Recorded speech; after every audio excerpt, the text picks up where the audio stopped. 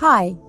There are many different types of maps in the world. Most people are familiar with the typical road map, the one that helped you find where you were going back in the day before GPS and Google Maps or even MapQuest. Remember those? Few of us know that there are also political maps, economic maps, climate maps, and even a map depicting every country England has ever invaded. Oh yes, and spoiler alert, there were a lot of them. But did you know that NASA has something called fluorescence maps, which measure chlorophyll fluorescence light and offers a new view of the world's land plants? These maps are based on data collected from the spectrometer aboard a Japanese satellite and are the first to focus on land vegetation and to cover the entire globe. Chlorophyll fluorescence offers a more direct window into the inner workings of the photosynthetic machinery of plants from space. With chlorophyll fluorescence, we should be able to tell immediately if plants are under environmental stress before outward signs of browning or yellowing of leaves become visible. So said Elizabeth Middleton, a NASA Goddard-based biologist and a member of the team that created the maps. Joanna Joyner of the NASA Goddard Space Flight Center says humans can't see this light. Our eyes just aren't that sensitive. To see the light that's emitted from plants all over the world, we have to use scientific instruments that are placed on satellites. The quantum theory of quantum physics tells us about the coherence of light and proposes a dual nature of light, meaning that light can behave simultaneously as particles or waves. Light gives plants the energy they need to grow, but what happens if plants receive too much light?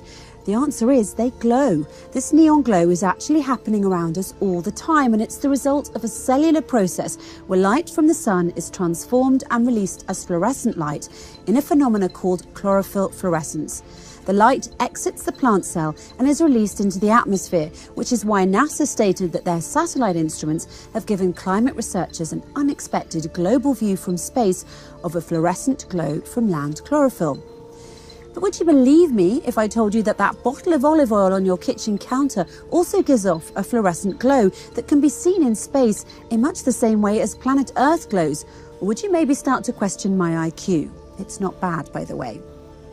It's true, folks. Olive oil, that rich substance we love to drizzle on our pasta or douse our salads with, emits a coherent light that makes it glow by fluorescence in the same way as our planet glows in space. Olive oil is unique among the majority of oils in that it is a product of a fruit rather than a seed. As such, it has a different constitution and naturally contains the green-coloured plant pigment chlorophyll, which is fluorescent. Though it may appear dull under regular light, hit a clear glass of olive oil with a green laser and the oil will glow red. And it's not just lasers that will get the olive oil to fluoresce, ultraviolet lamps will do the trick too and are accepted as an official method for the identification of the purity and grade of olive oil, according to the US Bureau of Standards. But before the existence of these specialised instruments that detect the fluorescent light emitted by plants on planet Earth from satellites in space, or the discovery of the quantum theory that explains how it all works, the Quran actually addressed this issue in a fascinating verse. In verse 35 of chapter 24, the Quran says, Allah, God, is the light of the heavens and the earth. The parable of his light is like a niche, pillar. In it is a lamp. The lamp is in a glass. The glass is like a brilliant planet lit from an olive tree, which is neither of the east, i.e. neither this tree gets sun rays only in the morning, nor of the west, i.e. nor does it get sun rays only in the afternoon.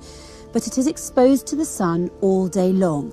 Its olive oil would almost glow forth of itself, though no fire touched it, light upon light. The verse likens the glow of the planet with the glow of the oil derived from olives, as both shine in the same way by fluorescence. Both are also dependent on the same physical phenomenon fueled by quantum physics, and both emit a coherent light. Coherence is one of the most important concepts in quantum physics and is strongly related to the ability of light to exhibit interference effects.